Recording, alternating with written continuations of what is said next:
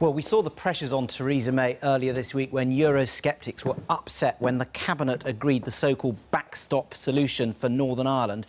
This is that the UK would remain in some, but not all elements of the customs union after the transition period ends in 2020 if there is not an overall Brexit deal. Now, what I've learnt could change the dynamics of Theresa May's entire approach to the future negotiations with our relationship with the EU. And what these three former cabinet ministers are planning to effectively say to the Prime Minister is, you have the numbers in Parliament to face down, as you were saying, the likes of Jacob Rees-Mogg. And so they're saying, look, Prime Minister, you can break away from your slowly approach where you seek consensus across the entire parliamentary party. Now, some members of this group have been holding talks with Jacob Rees-Mogg, and they've decided that there is simply no common ground because they believe that he's rather too attracted to this idea of having no deal with the EU.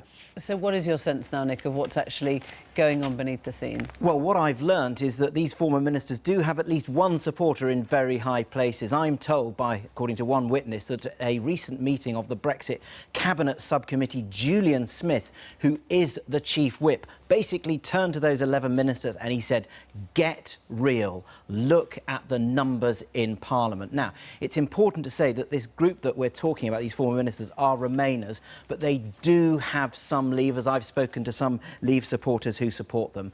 The ERG, the European Research Group, that's the Jacob Rees-Mogg group, I spoke to them tonight. They are incredibly relaxed about this, expecting this sort of thing.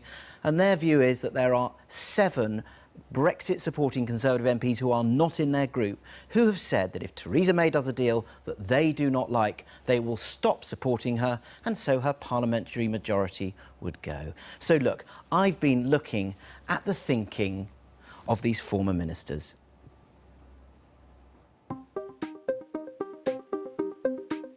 For the best part of 30 years, the Tories' two warring factions have been working in isolation to build their own blueprints for Britain's place in Europe. Now, as Theresa May stands on the edge of a momentous decision that will shape Brexit, change may be in sight. Newsnight has learnt that some Remainers and Brexiteers are talking of compromise. That question of how we leave is incredibly important, and why we need a pragmatic Brexit that preserves that close economic partnership whilst leaving political institutions. The key players include the former cabinet ministers Justine Greening, Amber Rudd and Damien Green.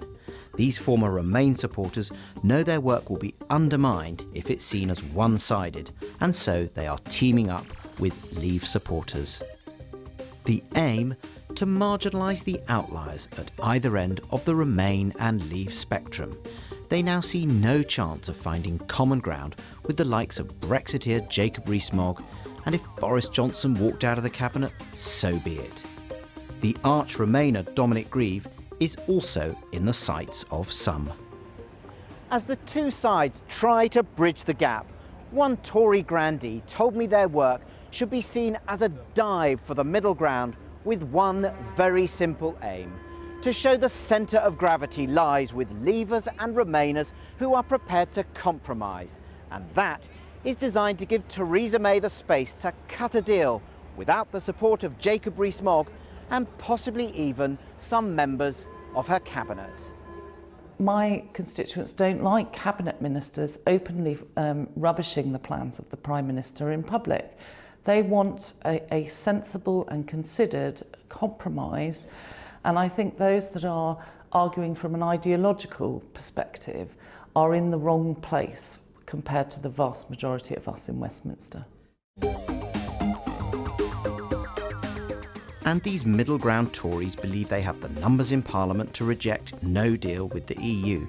Such a vote is probably unlikely, but it is shaping boundaries. If you add up most opposition MPs and over 100 Tory MPs, they would have at least 400 MPs, well over the 322 needed to secure a majority. Whilst on the other side, this group believes Jacob Rees-Mogg commands between 30 to 75 Tory MPs, Enough for the 48 votes to trigger a vote of confidence in Theresa May, but not the 159 votes needed to unseat her. I would guess that the vast majority of Conservative MPs want us to have a Brexit that implements the referendum result properly, in other words, that restores sovereign control, but that also provides for the closest relationship with our European neighbours. But some Leave supporters open to compromise warn that no deal may be unavoidable. No deal is plainly better than a bad deal. That's the statement of the obvious. When Theresa May says that, it's difficult to disagree. You know, imagine that you were buying a car and you said to the car dealer, I'm definitely going to walk out of this showroom with your vehicle. Now let's sit down and haggle about the price. I mean, that would be a ridiculous position. So plainly, you have to have a bottom line. That said, we shouldn't be aiming at that. We want to have successful, prosperous neighbours. We want the departure terms to be as beneficial as possible to them as well as to us. And we're going to have our history and our geography and our economy dictated. We're going to have a continuing relationship with the EU. Theresa May has always thought that bridging the divide in her party would deliver the most durable Brexit. But as the final countdown begins, some allies are warning that for a deal to fall into place, the Prime Minister will need to cut free from noisy outliers in her party.